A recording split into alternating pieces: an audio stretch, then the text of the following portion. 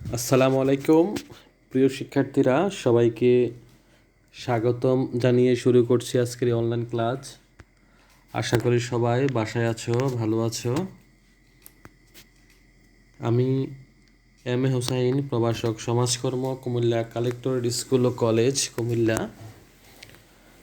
আমরা গত ক্লাসে ব্র্যাক সম্পর্কে আলোচনা করেছিলাম। আজকে আমরা আরেকটি বেসরকারি এনজিও সম্পর্কে আলোচনা করব। আমরা সমাজকর্ম দ্বিতীয় পত্র থেকে সপ্তম অধ্যায়ের বাংলাদেশে বেসরকারি সমাজ উন্নয়ন কার্যক্রম, non government social development activities in Bangladesh এর একটি পাঠ নিয়ে আজকে আলোচনা করব। আমাদের আজকের পাঠের বিষয় হচ্ছে গ্রামীণ ব্যাংক। তোমরা অবশ্যই নাম শুনেছ, গ্রামীণ ব্যাংক। গ্রামীণ ব্যাংক সম্পর্কে প্রথমত আমরা কিছু তথ্য জেনে নিই।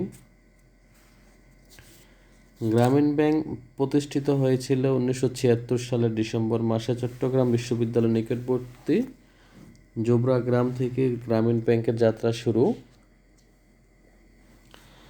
গ্রামীণ ব্যাংক মূলত পল্লীর বা গ্রামের ভূমিহীন দরিদ্র পুরুষ ও মহিলাদের ঋণদানের জন্য একটি বিশেষ অর্থ লগ্নিকারী স্বায়ত্তশাসিত প্রতিষ্ঠান। এর লক্ষ্য হলো বিনা জামানতে গরিবের কাছে ব্যাংকের ঋণ সুবিধা এনে দেয়া, যাতে তারা মহাজনের অত্যাচার থেকে নিজেদের রক্ষা করে নিজেদের আয়ের পথ নিজেরাই বের করে নিতে পারেন। তাহলে প্রিয় শিক্ষার্থীরা, গ্রামীণ ব্যাংক হলো গ্রামের ভূমিহীন দরিদ্র মানুষের ঋণদানের জন্য একটি বিশেষ অর্থ লগ্নিকারী স্বায়ত্তশাসিত প্রতিষ্ঠান। গ্রামীণ ব্যাংকের প্রতিষ্ঠাতার নাম অবশ্যই তোমরা শুনেছ, ডক্টর মোহাম্মদ ইউনুস, যিনি এই গ্রামীণ ব্যাংক প্রতিষ্ঠা করার জন্য প্রফেসর ডক্টর মোহাম্মদ ইউনুস দারিদ্র্য বিমোচনে বিশেষ অবদানের জন্য শান্তিতে যৌথভাবে নোবেল পুরস্কার প্রাপ্তির সম্মানে ভূষিত হন।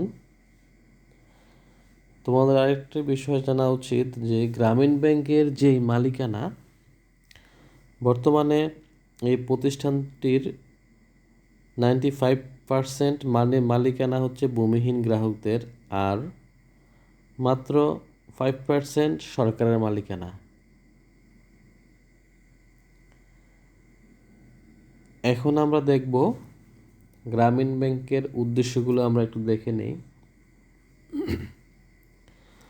দেখো, গ্রামীণ ব্যাংকের উদ্দেশ্যগুলো দেখো, যে বিত্তহীনদের সংগঠিত করে ঋণের মাধ্যমে তাদের আয়, পুঁজি, সম্পদ গঠনে সহায়তা করা, দরিদ্র পুরুষ ও মহিলাদের ব্যাংকিং সুবিধা প্রদান করা, গ্রামীণ সুদখোর মহাজনদের শোষণের বিলোপ সাধন, অব্যবহৃত ও নিম্ন ব্যবহৃত গ্রামীণ জনগোষ্ঠীর জন্য স্বকর্মসংস্থানের সুযোগ সৃষ্টি করা, অবহেলিত গ্রামীণ দরিদ্র ও ভূমিহীনদের একটি প্রাতিষ্ঠানিক কাঠামোর অধীনে নিয়ে আসা, মজুরিভিত্তিক কর্মসংস্থানের সঙ্গে পার্শ্ব জীবিকার সুযোগ সৃষ্টি করা, দরিদ্রদের দুষ্টচক্রকে উৎপাদনশীল ও সম্প্রসারণশীল ব্যবস্থায় রূপান্তরিত করাই হচ্ছে গ্রামীণ ব্যাংকের মূল উদ্দেশ্য। প্রিয় শিক্ষার্থীরা, এখন আমরা দেখব গ্রামীণ ব্যাংকের কার্যাবলী কী কী বা কিছু কর্মসূচি সম্পর্কে আমরা জানব। দেখো, গ্রামীণ ব্যাংকের সবচেয়ে গুরুত্বপূর্ণ যে কাজ রয়েছে সেটা হচ্ছে ঋণদান কর্মসূচি। ঋণদান কর্মসূচির মধ্যে রয়েছে গৃহ নির্মাণ ঋণ, শিক্ষা ঋণ, ভিক্ষাবৃত্তি নিরোধ ঋণ, প্রক্রিয়াজাতকরণ ও উৎপাদন ঋণ, পশুপালন ও মৎস্য খাত ঋণ, ব্যবসায় ঋণ। এই খাতগুলোতে গ্রামীণ ব্যাংক ঋণ দিয়ে থাকে। দেখো, গৃহ নির্মাণ ঋণ মানে হচ্ছে যে গ্রামীণ ব্যাংক 1984 সালে গ্রামীণ ব্যাংক গৃহ নির্মাণ প্রকল্প নামে একটি নতুন কার্যক্রম হাতে নেয়। গ্রামীণ দুস্থ বিত্তহীনদের গৃহ সমস্যার সমাধানের লক্ষ্যে গ্রামীণ ব্যাংক ঋণ দিয়ে থাকে। শিক্ষা ঋণ দেখো, গ্রামীণ দরিদ্র শ্রেণীর মধ্যে শিক্ষা বিস্তার এবং মানব সম্পদ উন্নয়নের জন্য 1997 সাল থেকে গ্রামীণ ব্যাংক স্বল্প সুদে ঋণ দিয়ে থাকে।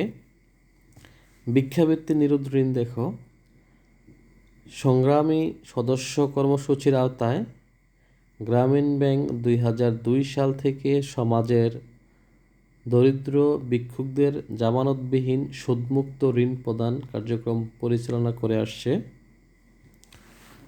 প্রক্রিয়াজাতকরণ ও উৎপাদন, যেমন তোমার বেতের কাজ, বাঁশের কাজ, ছাতা মেরামত, মিষ্টি তৈরি ইত্যাদি জিনিস প্রক্রিয়াজাত করা এবং উন্নয়নে বা উৎপাদনে গ্রামীণ ব্যাংক ঋণ দিয়ে থাকে। পশুপালন ও মৎস্য খাত, যেমন তোমার গাভী, বলদ, হাঁস মুরগি, মাছ চাষ করা, মাছ ধরার নৌকা কিনা ইত্যাদি ক্ষেত্র গ্রামীণ ব্যাংক দরিদ্র কৃষকদের বা দরিদ্র জনগোষ্ঠীকে ঋণ দিয়ে থাকে। ব্যবসায় ঋণ, যেমন ধান, চাল, কাঠ, গুড়, দোকান ইত্যাদি কাজকর্ম করার জন্য গ্রামীণ ব্যাংক দরিদ্র জনগোষ্ঠীকে ঋণ দিয়ে থাকে। তাহলে প্রিয় শিক্ষার্থীরা, গ্রামীণ ব্যাংক এর কিছু মৌলিক নীতি রয়েছে, যেমন গ্রামীণ ব্যাংকের প্রতিষ্ঠাতা বা যা মনে করেন তা হলো যে গরিব মানে শুধু গরিব পুরুষ নয়, গরিব মহিলা এবং পুরুষ উভয়ই গরিব। দরিদ্র মানুষ ব্যাংকের কাছে আসবে না, ব্যাংক দরিদ্র মানুষের কাছে যাবে। এবং নিম্ন আয়, নিম্ন সঞ্চয়, নিম্ন বিনিয়োগ, আবার নিম্ন আয়, একে বলা হয় দরিদ্রের দুষ্ট চক্র। এই দরিদ্রের দুষ্ট চক্রকে নিম্ন আয়, ঋণ বিনিয়োগ, অধিক আয়, অধিক ঋণ, অধিক বিনিয়োগ, অধিক আয়, এই সম্বলিত সম্প্রসারণশীল চক্রে রূপান্তর করাই হচ্ছে গ্রামীণ ব্যাংকের মূল দর্শন। তাহলে গ্রামীণ ব্যাংক মনে করে যে ব্যাংক কখনো মানুষের কাছে যাবে না, দুঃখিত, গ্রামীণ ব্যাংক মনে করে যে দরিদ্র মানুষ ব্যাংকের কাছে আসবে না, ব্যাংক দরিদ্র মানুষের কাছে যাবে। এই নীতি এবং দর্শনকে সামনে রেখে গ্রামীণ ব্যাংক কাজ করে থাকে। এবং আমাদের যারা সমাজে দরিদ্র ভূমিহীন রয়েছেন, পুরুষ হোক বা মহিলা হোক, তাদের ঋণদান কর্মসূচির মাধ্যমে স্বল্প সুদে ঋণ দিয়ে তাদেরকে স্বাবলম্বী করাই হচ্ছে গ্রামীণ ব্যাংকের মূল কাজ, এবং সেটা সুন্দরভাবে করে আসছে, যার ফলে গ্রামীণ ব্যাংক পৃথিবীর সর্বশ্রেষ্ঠ পুরস্কার শান্তিতে নোবেল পুরস্কার পেয়েছিল 2006 সালে। তো প্রিয় শিক্ষার্থীরা, তোমাদের কিছু কাজ থাকবে।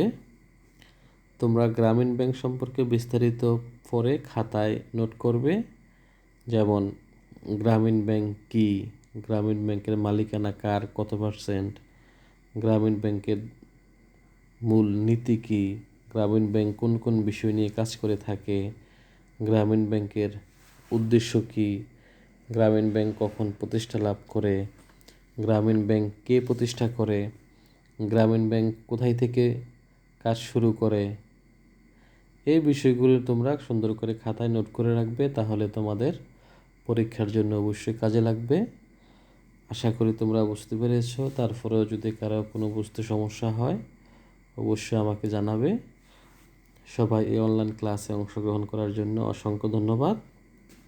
আবার আগামী ক্লাসে দেখা হবে। আল্লাহ হাফেজ।